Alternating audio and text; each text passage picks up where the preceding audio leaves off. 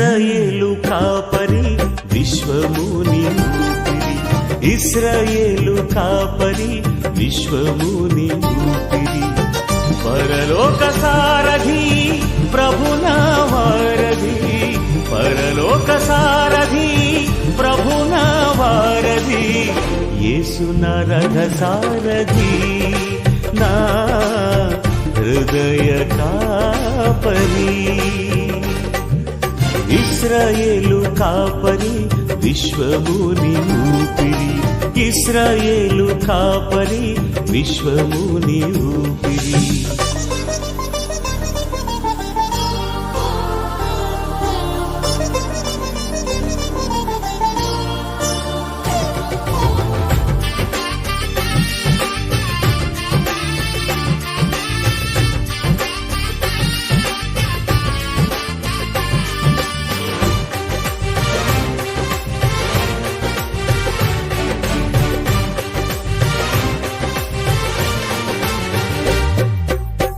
బబులోను బానిస బంధాలు తెంచి బాధలు లేని బ్రతుకునియా,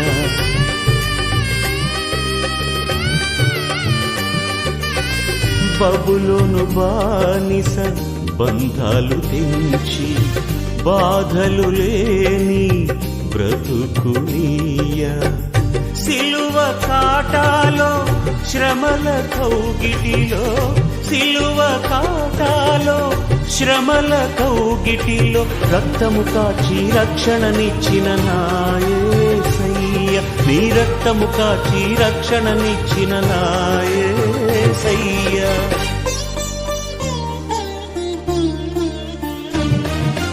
ఇశ్రాయేలు కాపరి విశ్వముని ఊపిరి, ఇశ్రాయేలు కాపరి విశ్వ.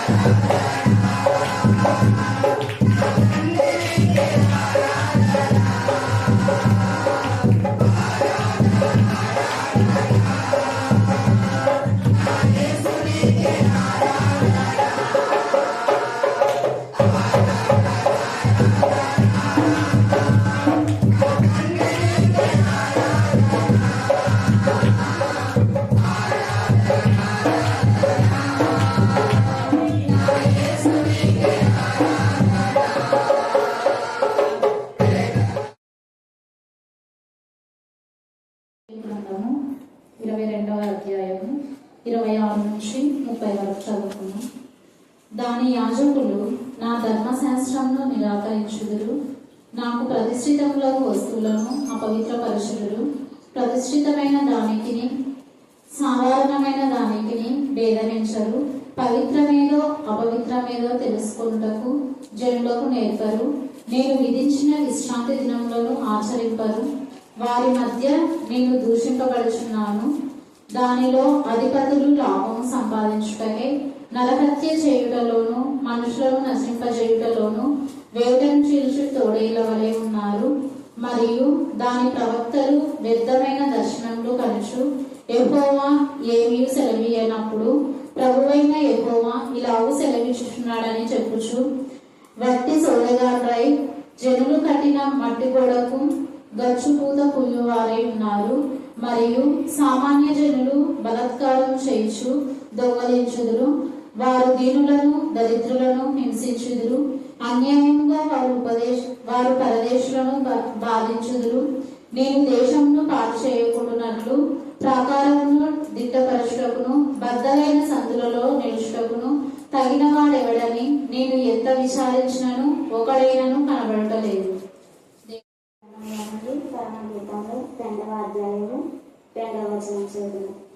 వాళ్ళు రక్కసి చెట్లలో వల్లి పద్మములు కనబడినట్లు స్త్రీలలో నా ప్రియురాలు కనబడుచున్నది. దేవుడు అప్పగించిన వారు నా ప్రభా ఎప్పుడూ మార్పు పొందరు అనే మాట మీరు లేఖనంలో తెలియజేసినందుకు మేము స్తుతిస్తున్నాం. బలురకసి చెట్లలో వల్లి పద్మం ఉన్నట్లుగా నా ప్రభా మా జీవితాలు ఉండులాగా ఈ లోకం అనే బలురకసి చెట్ల మధ్యన మేమున్నాం దేవా. ఆ ముళ్ళు నా ప్రభా అనేక మార్లు మేము ఆత్మీయంగా ఎదుగుతున్న గుచ్చుతున్నప్పటికీ దేవా నా ప్రభా అతని వల్లి పద్మం లాగా అన్ని దీంట్లో వస్తాయి. బండ సందులు అనే మాట ఎందుకు ఇక్కడ చెప్తున్నా అంటే అది నారో వే అన్నమాట. నారో వేలో అంటే ఇరుకు మార్గంలో ప్రవేశించే వాళ్ళు ఎక్కువ మందే తక్కువ మందే? మళ్ళీ చెప్పాలా? మళ్ళీ చెప్పాలా? ఇరుకు మార్గంలో ప్రవేశించే వారు చాలా తక్కువ మంది అంట. ఇరుకు మార్గం అనే మాట అర్థం ఏంటంటే లోకంలో ఉన్న లోకస్తుల నుంచి వేరైపోయి పరిశుద్ధంగా జీవించే వాళ్ళు అని అర్థం. పరిశుద్ధంగా జీవించే వాళ్ళు అనేక కష్టాలు, అనేక బాధలు, అనేక వేదన, అనేక రోదన వీటన్నిటికీ కూడా వాళ్ళు ఓర్చుకుంటారు. అంతేగాని వేదన వచ్చింది కానీ కృంగిపోరు. అయితే అలాంటి వాళ్ళు కాకుండా వేరే వాళ్ళు నామక వాస్తే క్రైస్తవులు నామక వాస్తే దేవుని సేవకు వచ్చింటారు. వాళ్ళు నిజంగా వాళ్ళు దేవుని సేవ చేయాలి అన్న తపన వాళ్ళకు ఉండదు. ఏదైనా ఫెయిలియర్స్ వస్తే ఎప్పటికీ ఎక్కడికి పనికి రాకపోతే ఉద్యోగం దొరకకపోతే అప్పుడు సేవ మతికొస్తారు. అంటే ముందుగానే సేవకై వాళ్ళు ప్రత్యేకించబడి ప్రతిష్ఠించబడే వాళ్ళు కాదు. మనం చూస్తే ఇర్మియా 1వ అధ్యాయము 3-5 వచనాలు చదవండి. ఇర్మియా 1:3-5 వచనాలు. మరియు యెషయా కుమారుడగు యెహోయాకీము యూదాకు రాజైనగాను. ఇర్మియా 1వ అధ్యాయం 3-5 వచనాలు. ఇర్మియా 1:3-5 వచనాలు.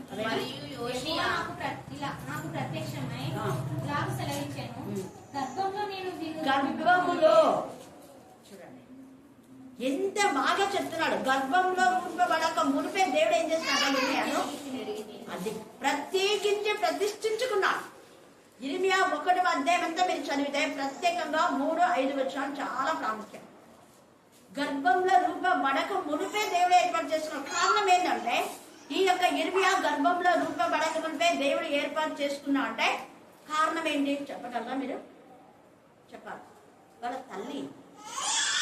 తల్లి దేవుని యందు భయభక్తి కలది కాబట్టి దేవ నాకు పుట్టబడినటువంటి కుమారుడు బాల్య వయసులో ఉంటే గర్భంలో నుంచే నీ కుమారుడుగా ఉండాలి ప్రభా అని ఆమె చెప్పి అనేక బాధలు, వేదనలు, రోదనలు ఉన్నా కూడా తన కొడుకునే ఆత్మీయంగా గర్భంలో ఉన్నప్పటి నుంచి పెంచేసింది. గర్భిణీ స్త్రీలకు ఎంత బాధ ఉంది. గర్భిణీ స్త్రీలకు శ్రమ అని మత్తయి సువార్తలో మనం యేసు ప్రభువు శిలువ ధ్యానం చేసేటప్పుడు మనం చూస్తాం. అక్కడ ప్రత్యేకంగా మాట చెప్పాడు యేసయ్య. గర్భిణీ స్త్రీలకు శ్రమ. ఎందుకు గర్భిణీ స్త్రీలకే శ్రమ? వేరే వాళ్ళకు శ్రమని రాయొచ్చు కదా. ఎందుకు గర్భిణీ స్త్రీలకు శ్రమ అంటే గర్భఫలం యెహోవా ఇచ్చు బహుమానం కాబట్టి ఆ బహుమానంలో తస్కరుండు అంటే అపవాది, వాడు దొంగిలించేవాడు. వాడు వచ్చేది ఎందుకు? దొంగతనం, హత్య, నాశనం. వాడు వచ్చేదే. ఎవరైనా కూడా వాళ్ళు కాపర్లు కానీ, వాళ్ళు విశ్వాసి కానీ, వాళ్ళు పెద్దలు కానీ, వాళ్ళు ఏదైనా సంఘంలో ఉన్నారు అంటే వాళ్ళు నశింప చేసే వాళ్ళు అంటే 100% వాళ్ళు దేవుని చేత ఏర్పరచబడి ప్రత్యేకించబడిన వాళ్ళు కాదు. మరి వాళ్ళు నశింప చేసే వాళ్ళని ఎలా మనం తెలుసుకోవాలి అని అనుకుంటే ఇదిగో ఇక్కడ చూడండి. యాజకులు బాగా ఉంటారులే అని మనం అనుకుంటాం. కానీ ఇక్కడ యాజకులు అలాంటి వాళ్ళు కాదు. వీళ్ళు ఎలాంటి వాళ్ళు అంటే ఈ యాజకుల్లో చాలా మంది కూడా ధర్మశాస్త్రములకు వ్యతిరేకంగా ఉన్నారు. వీళ్ళు ధర్మశాస్త్రంలో దేవుడు ఏమని చెప్తున్నాడు? తల్లిదండ్రి లేని వారికి, విధవరాళ్లకు, పరదేశులకు ఏం చేయాలంట? న్యాయం. పరదేశులు అంటే వేరే ప్రాంతం నుంచి ఎవరైనా మన దగ్గరికి వస్తే వెంటనే వాళ్లకు వాక్యం ఇవ్వడమో, ప్రార్థన ఇవ్వడమో, పాట పాడడమో చేయాలి. కానీ చెయ్యరు. వాళ్ళు ఎవరైనా వాళ్ళ బంధువులు ఎవరైనా వస్తే వాక్యం చెప్తాను. ఇంకా లేకపోతే వాళ్ళు, వాళ్ళ భార్య, వాళ్ళ పిల్లలు అంతే. వేరే వాళ్ళు ఉన్నారు. ఇంకా వాళ్ళ ఏమైనా అవ్వలు ముత్తవలు ఉంటే వాళ్ళ గుడిస్తారు, వేరే వాళ్ళకి ఇవ్వరు. దేవుడు అలా చెప్పలేదు. యేసయ్య కూడా దేవుని ప్రియ కుమారుడే. ఎందుకంటే నేను కొంతమందితో ఎందుకు వాళ్ళే వాడబడాలి, అది తప్పు కదా, అందరు వాడబడాలి కదా. మా అమ్మ కూడా పాస్టర్, మా నాన్న పాస్టర్, మా అమ్మ కూడా పాస్టర్ అనే.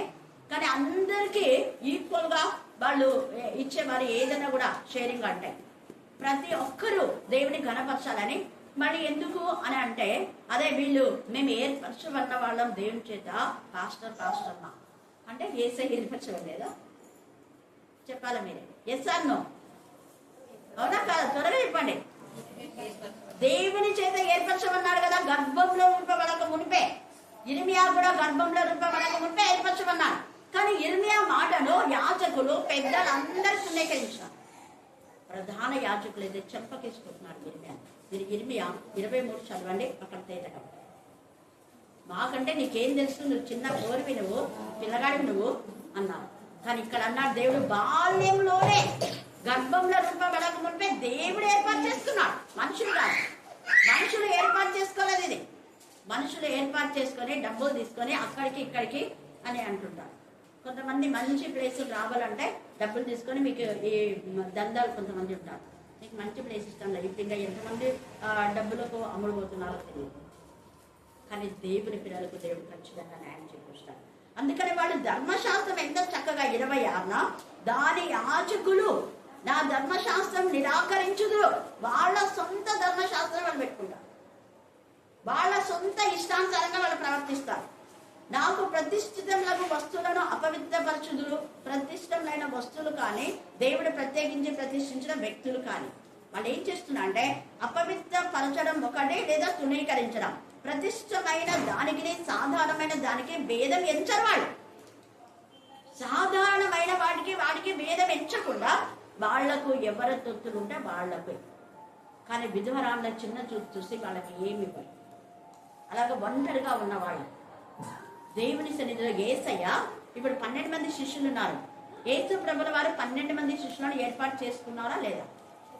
ఎస్ అన్న త్వరగా ఇవ్వండి, గట్టిగా ఇవ్వాలా కదా. 12 మంది శిష్యులుగా ఏర్పాటు చేయమన్నారు.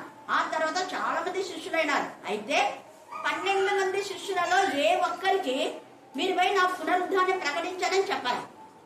సీక్రెట్ ఇది. ఎవరు ఇవ్వన్నారు? మళ్ళీ మగ్దలైన మరే పురుషుడా స్త్రీనా? ఒక స్త్రీని ఎవరికి చెప్పమని చెప్పినాడు? గట్టి చెప్పాలా? పురుషులకు. మళ్ళా ఎవరు వాళ్ళు? సామాన్యులు కాదు, వాళ్ళు హేమాహేమిలు వాళ్ళు. అంతకుముందే ప్రభు యొక్క ఆత్మతో శక్తితో నింపబడి ఎన్నో గొప్ప కార్యాలు చేశారని బింబెలెత్తిపోయినారు. భూమిని తలగిందులు చేసేవాళ్ళు ఇక్కడ కూడా వచ్చారు. భూమిని తలగిందులు చేసే అదే శిష్యులకే మగ్దలైన మరద నా శిష్యులకు చెప్పు నువ్వు ముందు ఫస్ట్. వాళ్ళ అభిషిక్తులే, వాళ్ళ అపోస్తులే. నువ్వు కూడా ఒక సెంట్, నువ్వు ఫస్ట్ సెంట్.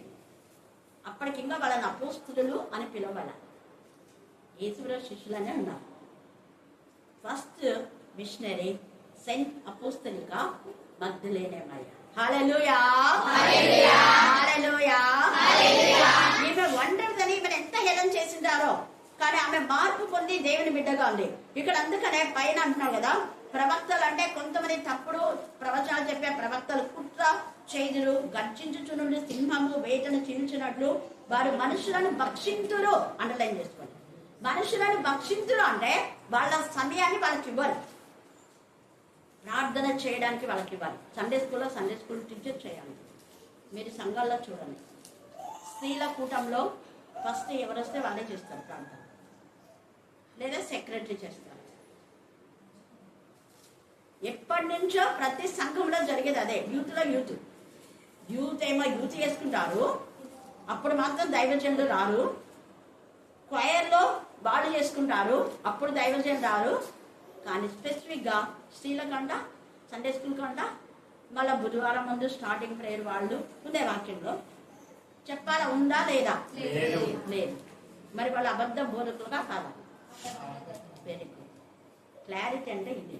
నేను క్లారిటీ ఇచ్చిన అందుకనే బిందు వాళ్ళంతా. అవునా?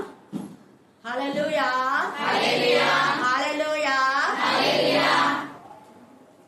మంచిగా ఆత్మీయంగా ఎదిగే వాళ్ళు రాలేదని ఏడుపు వస్తుంటారు. కానీ చావు బతుకుల మధ్య ఉండే తాగుబోతులు, వదిలిబోతులు, నిద్రబోతులు, తిండిపోతులు, స్మగ్లర్స్, డ్రగ్స్ అడిక్ట్ అయిన వాళ్ళు కాన్పరాక ఏమేమో వేసుకొని తిరుగుతుంటారు వీధులలో. వాళ్ళ ఎదురునే తిరుగుతుంటారు, వాళ్ళ ఇళ్ళ ముందే పోతుంటారు. వాళ్ళని పిలిచి అడగొచ్చు కదా, తల్లిని పిలిచి గద్దించవచ్చు కదా. ఇక్కడ చాలా మంది నా స్టూడెంట్స్ ఉన్నారు. ఒక్కరోజు వాళ్ళు రాకపోతే వెంటనే వాళ్ళ అమ్మని పిలిచి చెప్పేదాన్ని, ఎందుకు మీ వాళ్ళు ఇలా రాలేదు. అప్పుడు వాళ్ళమ్మ కరెక్ట్ చెప్పిందంట, ఇంకా వాళ్ళకి చింతపండు ఖచ్చితంగా ఏళ్ళు తిప్పి కొట్టేదాన్ని. నేను ఎవ్వరికి భయపడదాన్ని. ఎందుకు అంటే వాక్యంలో బాలుడు నడవలసిన చోటు వాడికి నేర్పించాలా. వాడు కట్టేద బెత్తంతో వాడని ఏడా వాడు మంచిగా ఉండేవాడు. వాడని వాళ్ళు మనకి శత్రువు ఉంది వాక్యం. ఎవరికి నేను ఎవరు ఏమన్నా కూడా బెత్తంతో కొట్టకూడదు పిల్లలని ఇప్పుడు వచ్చింది. ఎందుకంటే సైతాన్ని ఎక్కువైపోయింది కాబట్టి. అందుకనే ఎంతమంది పిల్లలు చెడిపోతున్నారు. 5వ తరగతి నుంచి 2వ తరగతి నుంచి పాపంలో పడిపోతున్నారు. కారణం వాక్యములకు వ్యతిరేకమైన విధానంలో మనం చేయకూడదు. ఏదైనా మనకు రాని కదా మంచి విషయంలో నేను వాళ్ళని పిలిచి వాళ్ళ తల్లిదండ్రులకు చెప్పి మరీ కొడతాను. మీరే భయం పెట్టండి టీచర్ అంటారు. మీరు చెప్తున్నారు కాబట్టి పెడతాను చూడు, మీ ఇష్టం టీచర్, మా కొడుకును మా బిడ్డలు ఏమనదంటే ఏమన్నాను, చెడిపోయినాక నువ్వే జవాబుదారి అంటా. ఇట్లానే మాట. వాడు చెడిపోయి వాడు రోడ్డు అయితే, వాడు దొంగ అయితే, వాడు దేవునికి విరోధమైన పాపం చేస్తే దానికి నువ్వే జవాబుదారి.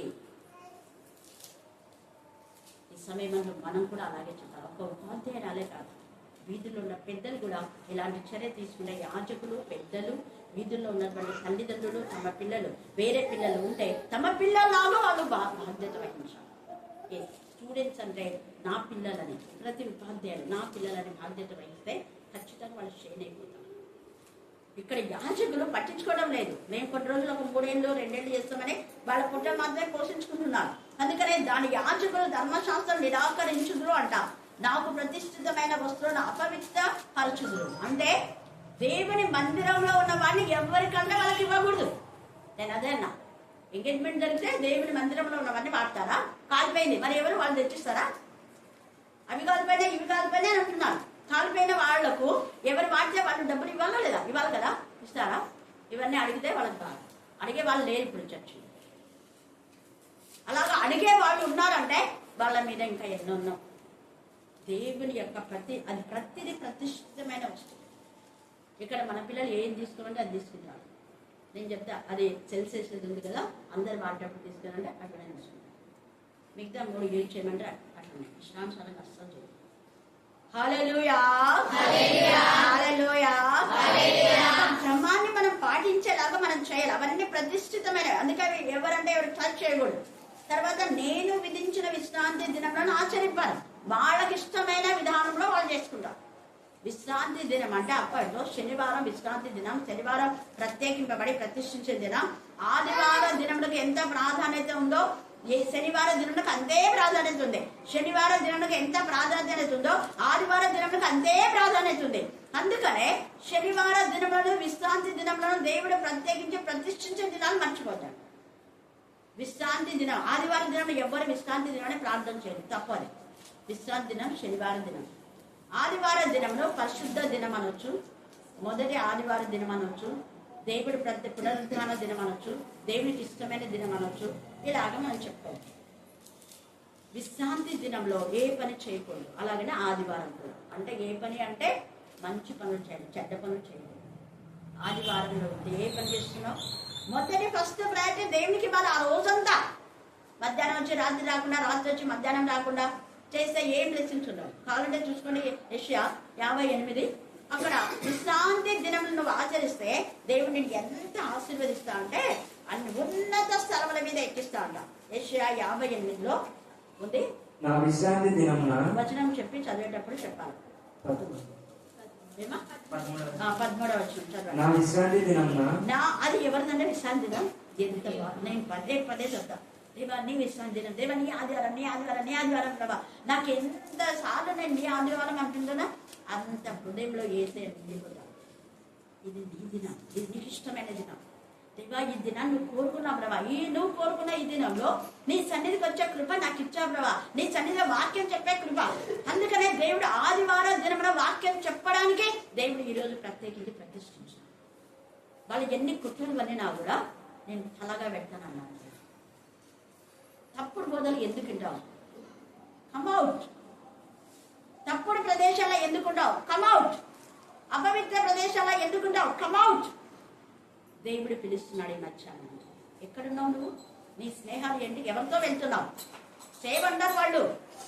సేవపై సేవ చేస్తారు. నీ బ్రతుకును నాశనం చేస్తారు. జాగ్రత్త.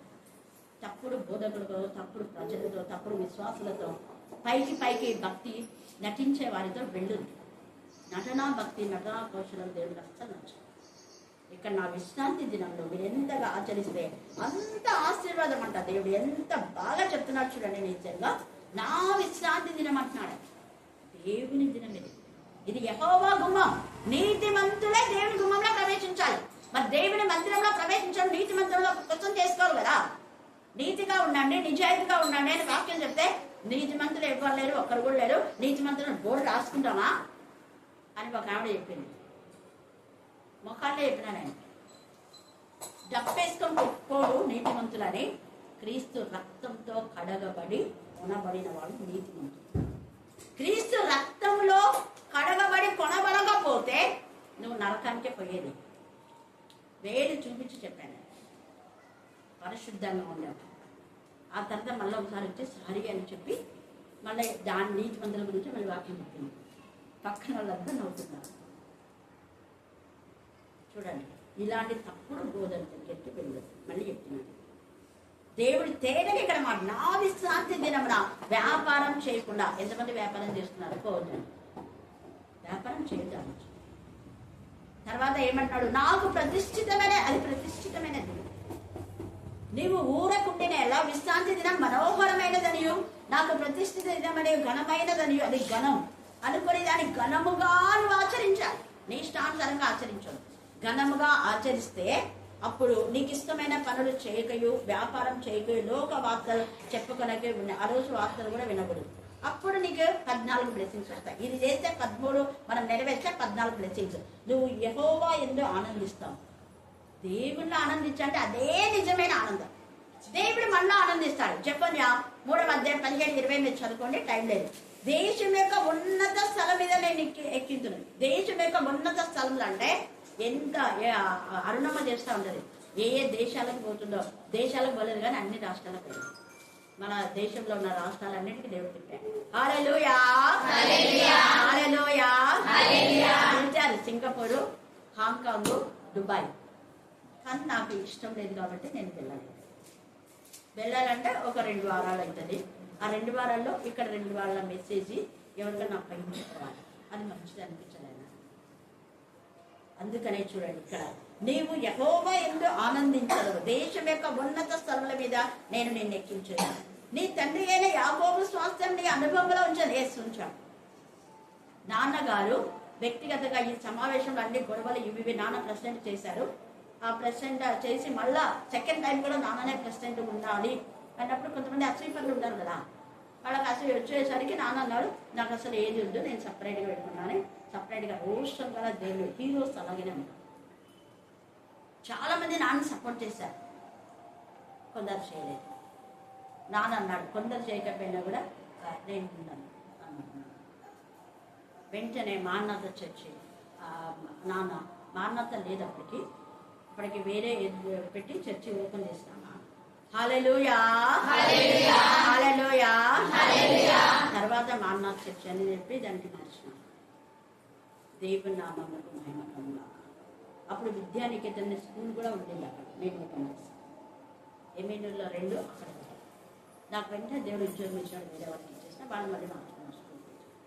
ఎందుకు నేను చెప్తున్నా అంటే దేవుడు తప్ప చేయడు. నీ తండ్రి అయిన యాకోబు స్వాస్థ్యం నీ అనుభవంలో అంటే నాన్న సపరేట్గా వ్యక్తిగత ఎవరు డబ్బులు అడగదు. ఎవరిని డబ్బులు అడుక్కొని నేను చర్చి కడుతున్నా, మీకు ఇస్తే దీవించబడతారు, ఇటుకలు ఇవ్వండి, బ్రిక్స్ ఇవ్వండి, అవిండి, ఐరన్ ఇవ్వండి, సిమెంట్ ఇవ్వండి, మీరు ఆస్వాదించబడతారు. వాక్యంలో లేదు. మా నాన్న కూడా అడగల, నేను కూడా ఎవరిని అడగల. మేము కర్ణాపీఠం కడుతున్నా, నాకు కానుకలు తీసుకోండి, దేవుడు మీ పిల్లలకు ఉద్యోగం ఇస్తాడు, పెళ్ళిళ్ళు అవుతాయి, గర్భఫలం వస్తాయి. ఎవరైనా చెప్పినానా? విన్నారా ఎప్పుడైనా? షాక్ అయిపోయినా. ఎప్పుడు కట్టినా ఒక కర్ణాపీఠం కట్టిన తర్వాత కొంతమంది ఇచ్చినారు. హల్లెలూయా, హల్లెలూయా, హల్లెలూయా, హల్లెలూయా. వాళ్ళ ప్రేరేపణతో చూడండి ఇక్కడ. అందుకని అంటాడు, నీ తండ్రి అయిన యాకోబు స్వాస్థ్యం నీ అనుభవంలో ఉంచగలరు. యెహోవా సెలవిచ్చిన వాక్కు ఇదే. సేమ్ అదే ఆదివారం దినానికి మనం వస్తే, ఆదివారం దినముననే యేసు ప్రభు ఏం చేశాడు? పునరుద్ధానుడై లేచాడు.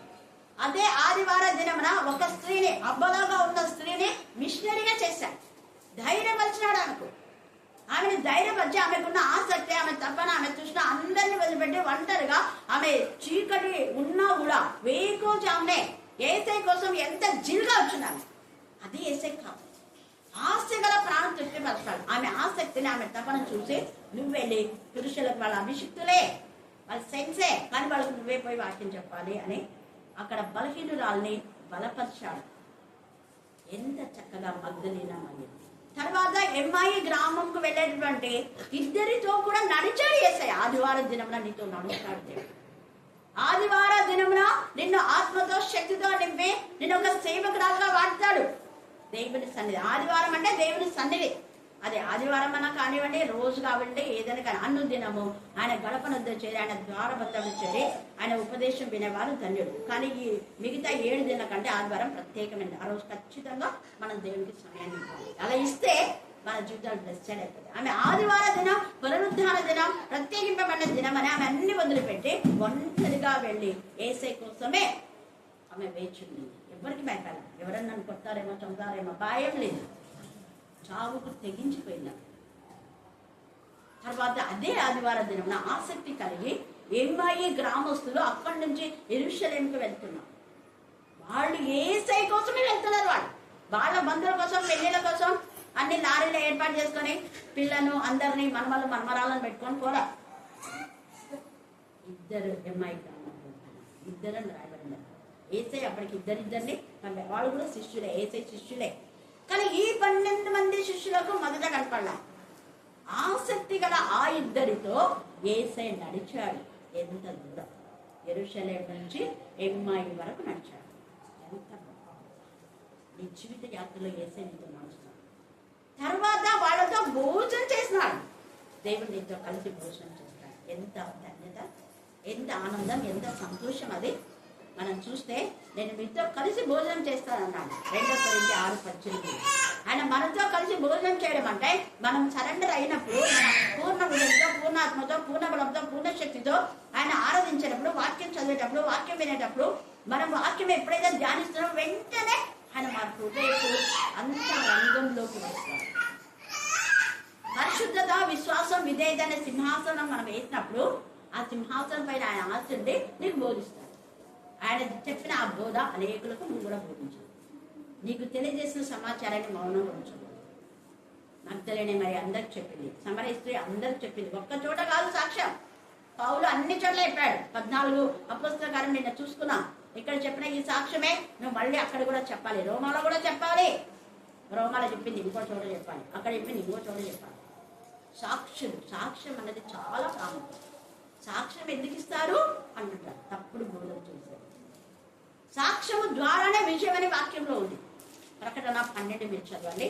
సాక్ష్యం ఇచ్చే వారి కోసం, సాక్ష్యం ఇవ్వకుండా చేయడానికి అప్పవాది సముద్ర తీరం, అంటే మన జీవితం అనే సముద్ర తీరం అది నిలబడింది. దానికి కేరణం దాని మాట్లాడాలి. యేసయ్య మాట్లాడినా వారు తామిచ్చిన సాక్ష్యం బట్టి, ప్రభు యొక్క రక్తం బట్టి అపవాదిని చెల్లించున్నారని ప్రకటన 12:5 ఉంటుంది. మీరు తర్వాత చదువుకోండి. ఆ ఆదివారం దినమున వారితో కలిసి నడిచాడు. వాళ్ళతో కలిసి భోజనం చేశాడు. మొదటగా యేసయ్య విరిచి, రొట్టె విరిచి, పస్కా కాదు, రొట్టె విరిచి వాళ్ళకిచ్చాడు. యేసయ్య విరిచిన రొట్టె కృతజ్ఞత చెల్లించి రొట్టె విరిచి వాళ్ళకిస్తే వాళ్ళు తిన్న వెంటనే వాళ్ళ నేత్రం తెరవాలి. అనుమానం, సంశయం, భయం, అలజడి, కల అన్ని వెళ్ళాయి. ఆదివారం దినం నా దేవుని సన్నిధిలో వాక్యం శ్రద్ధగా వింటే మన కన్నులకున్న పొరలు, గర్వం, అహంకారం, అవిశ్వాసం, అల్ప విశ్వాసం అన్ని పోతాయి. హల్లెలూయా, హల్లెలూయా. వస్తు దేవుని సన్నిధిలో అపోస్తలుడైన పౌలు దేవుని సన్నిధైన అననీయ దగ్గరికి, నిజమైన ప్రవక్త, దేవుని ప్రతినిధి, నిజమైన వాళ్ళ దగ్గరికి వస్తేనే కన్న పొరలు రాలిపోయాయి. వేరే వేరే వాళ్ళ దగ్గరికి పోదా. అంతమంది, ఎంతో మంది ప్రవక్తలు ఉన్నారు. వాళ్ళందరి దగ్గరికి పోమని చెప్పలేదు. తండ్రి అనే దేవుడు, అననీయ అనే భక్తున్నాడు, నువ్వు ఆయన దగ్గరికి వెళ్ళావు. నీ ఇష్టం వచ్చిన వాళ్ళ దగ్గరికి వెళ్ళకూడదు. వెళ్ళాడు, చూపు పొందాడు. అలాగనే యేసయ్యని కూడా ప్రత్యేకించి ప్రతిష్ఠించడానికి అక్కడ సిమియన్ అనే ప్రవక్త ఉన్నాడు, నువ్వు అక్కడికి వెళ్ళాలన్నా ముందే చెప్పాను, పేరు పెట్టాడు. హల్లెలూయా హల్లెలూయా. దేవుడు కొందరు ప్రత్యేకించి ఇలాంటి వాళ్ళంతా బండ సందులలో కష్టంలో ఇరుకు మార్గమైనా కూడా దేవునికి మహిమకరంగా వాళ్ళు చూపిస్తారు. వీళ్ళు ఎంత ఇదిగా దేవుడు అసలు ఆదివారం దినం అంటే అది ప్రతిష్ఠిత. ఈ మాట అసలు చెప్పరు.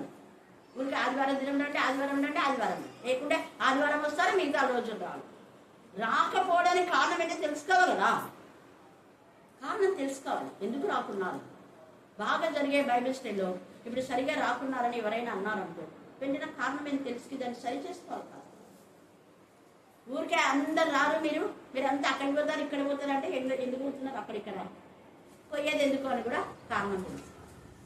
హల్లెలూయా. వీళ్ళు యాచకులు ఇంత చెప్పినా కూడా వాళ్ళ కారణాలు తెలుసుకోలేదు. ఎలా ఉన్నారు వీళ్ళు అంటే వేటని చుట్టూ తోడేలా వలె ఉన్నారు. అందుకే వాళ్ళు మీ మధ్యకి వస్తారు, గొర్రె చర్మం పైన ఉంటుంది, మీరు మంచి కాపర్లని మీరు అనుకుంటారేమో, వారి గొర్రెలు మేపే కాపర్లు కాదు, మంచి గొర్రెలు తినేటటువంటి తోడే, బండ సందులలో నిలిచేటటువంటి కాపర్లు కాదు. మోషే బండ సందుల్లోనే ఉన్నాడు. దావీదు కూడా ఒక్కడైనప్పటికీ బండలిలో విజయం పొందుకున్నాడు. యెహోవా విజయం అన్నాడు, ముందే విజయనాదం చేశాడు, ముందే దేవుని మహిమపరిచాడు, గణపరిచాడు. యెషయా 63:1 చదువుకోండి, యెషయా 55:1 చదువుకోండి. ఇప్పుడు యెషయా 58 చదివారు కాబట్టి దేవునికి స్తోత్రం. అలాగనే యెషయా 35:7-9 సడలిన చేతులను బలపరచండి, తొట్టిల్లో మోకాలతో ధైర్యంగా ఉండండి అని చెప్పాను. అంతేగాని ఉన్న ధైర్యాన్ని పోగొట్టుకోండి. ధైర్యంగా నువ్వు చెప్తా వాక్యం చెప్పమ్మా, చదువురావు సార్, చదువురాదమ్మా, చదువుదావు, నువ్వు చదువురాదే ఆ రాదా చాలా ఎక్కువ చదువు. మనకు నువ్వు చేయగలవు, పాడగలవు, వాక్యం చెప్పగలవు. ఎంతమంది చదువురాని వాళ్ళు మన దగ్గర వాక్యం చెప్తున్నారు, చదువురాని వాళ్ళు కంటద పాటలు ఎంత బాగా పాడుతున్నారు. అందుకనే నేను నిలబెట్టాను. వాళ్ళతో చదువు వచ్చిన వాళ్ళు, చదువురాను కొంచెం చదివిన వాళ్ళు కూడా చక్కగా పాడుతున్నారు. హల్లెలూయా హల్లెలూయా. పాడటానికి, వాక్యం చెప్పడానికి, దేవుని గణపరచడానికి, మహిమపరచడానికి వ్యత్యాసం లేదు, తేడా లేదు. ప్రభుత్వంలో రిటైర్మెంట్ ఉంది, దేవుని సన్నిధిలో రిటైర్మెంట్ లేదు. ఒప్పుకుంటారా? ఉదాహరణ ఎవరు చెప్పండి. నేనేమన్నా దేవుని సన్నిధిలో రిటైర్మెంట్ లేదు, లేదా దేవుని యొక్క చిత్తంలో రిటైర్మెంట్ అనేది లేదు అన్నా. మరి ఉదాహరణ చెప్పండి. 120 సంవత్సరాల్లో మోషేని వాడుకోలేదా దేవుడు? యెహోషువను మనం చూసినట్లయితే యెహోషువ కాలేబు అంటాడు 84 సంవత్సరాలు కూడా నేను 40 వయసులో ఉన్నాను, వాడుకున్నాడు దేవుడు 84. తర్వాత అబ్రహాం, షారాన్, అవునా, బాల్యంలో గర్భంలో నింపబడకుండా ఇర్మియాని వాడుకున్నాం. ఇస్రాయేలు చిన్నది, న్యాయాధిపతుల 5వ అధ్యాయంలో చిన్నది అని రాయబడింది. ఎంత చిన్నదో తెలియదు, బానిస బాలిక, కానీ ఒక సేనాధిపతిని కాపాడగలిగింది. హల్లెలూయా. చిన్నదానివే అనుకోదు. రోది అని చిన్నది, అపొస్తలుల కార్యం 12లో ఆ చిన్నదే వాళ్ళకి ఉన్నటువంటి అవిశ్వాసాన్ని అంతా తొలగించు, వాళ్ళ మూర్ఖత్వాన్ని తొలగించు. వాళ్ళు ప్రార్థన చేస్తున్నారు, సంఘం అంతా చేస్తుంది, కానీ సంఘం అంతా లేని విశ్వాసాలు రోది అని చిన్నదాన్ని.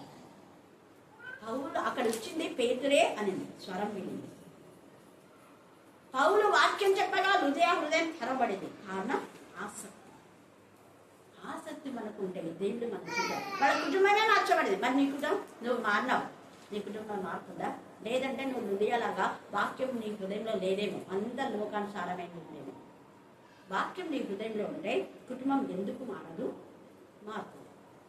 హృదయానే మారుతుంది. స్పెషల్ రాహబు ఎంతమంది ఉన్నారు? రూతు అత్త ఇద్దరు కదా. ఆమె చెప్పింది రూతు మారింది, అత్త కూడా. పరిశుద్ధంగా మనం ఉన్నాం.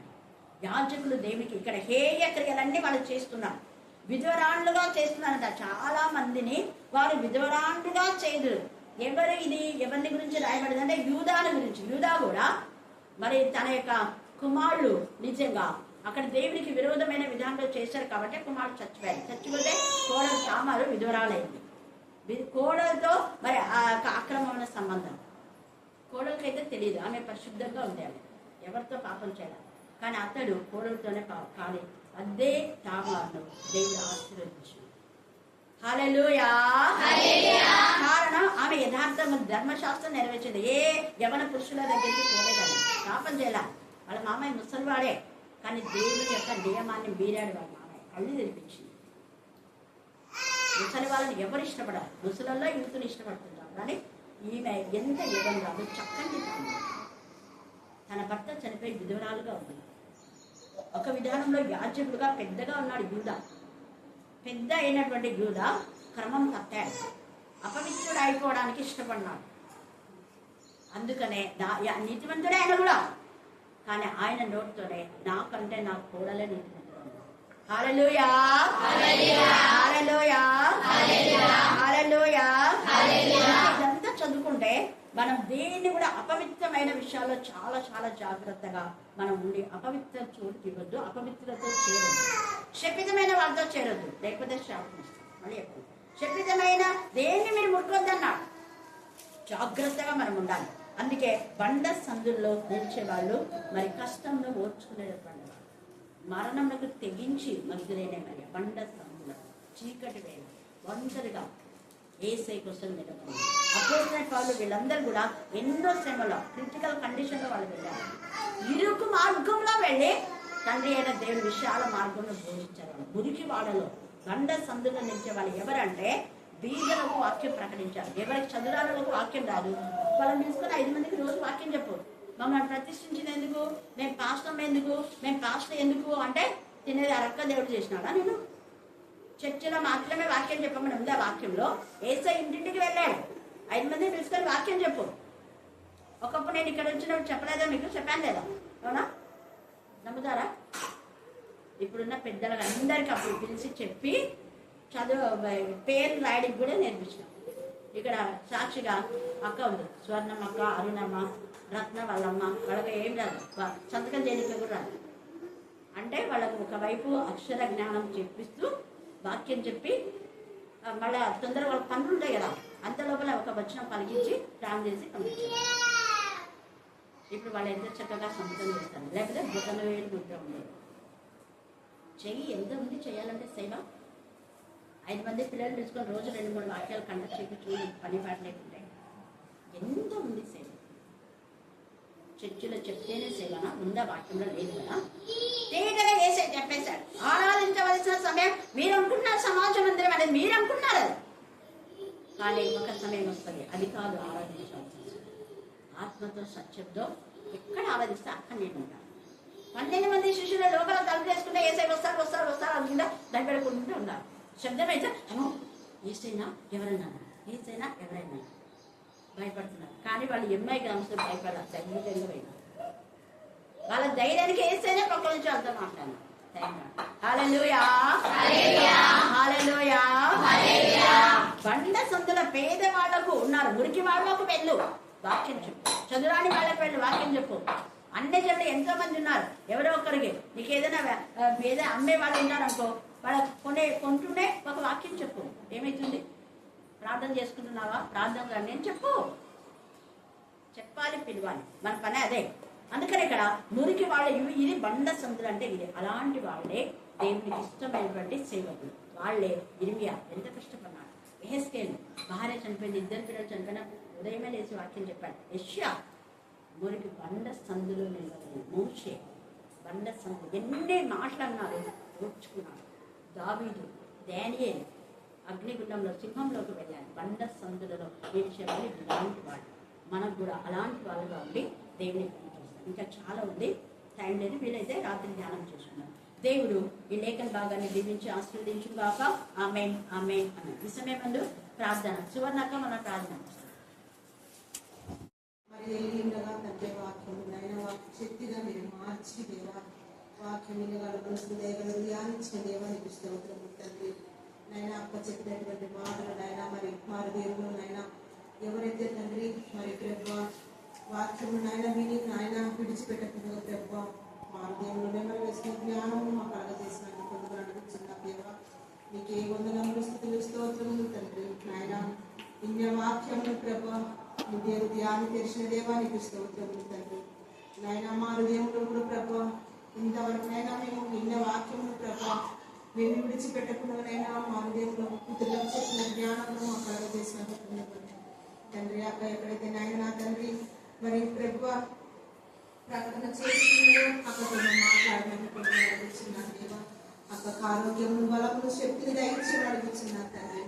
ప్రతి దినమునైనా అక్క నా తండ్రి మరి అలసిపోకుండా తండ్రి మరి మాకు ఇంతగా నా తండ్రి ఎక్కువ మరి మాకు ద్వారా ప్రార్థనల ద్వారా వాక్యమునైనా మరి అక్క చెప్పి ఉండగా అక్కతో మాట్లాడిన దేవానికి స్తోత్రం తండ్రి. నాయన నా తండ్రి ఎక్కడ గ్రామాలకైతే వెళ్ళినైనా పరిచర్య చేస్తున్నదో అక్కతో మాట్లాడిన మేము అడుగుతున్నారు దేవా. మా కోసం ఈ లోకానికి వచ్చి తండ్రి మీరు ప్రభువా మరి మీ ప్రాణాన్ని త్యాగం చేసినైనా మరి మమ్మల్ని ఇంతగా ప్రేమించినైనా మమ్మల్ని మీరు ఎక్కడ చాటున భర్తపరుచుకున్న దేవానికి స్తోత్రములు. మీరు ఎక్కడ చాటునైనా మమ్మల్ని చేర్చుకొని శిలవసాన్ని మురుగుపరుచుకున్నామని నాయన చేరి వచ్చిన ప్రతి బిడ్డను ప్రభువా మరి నాయన పేరు పేరు వారి దీవించి ఆశీర్వదించమని నేను ఇప్పుడు చేసిన ప్రతి ప్రార్థనను ఆయన ఏమైనా తప్పులు మీరే సేవించమని ప్రభువా ఇప్పుడు నాయన మరి మీరు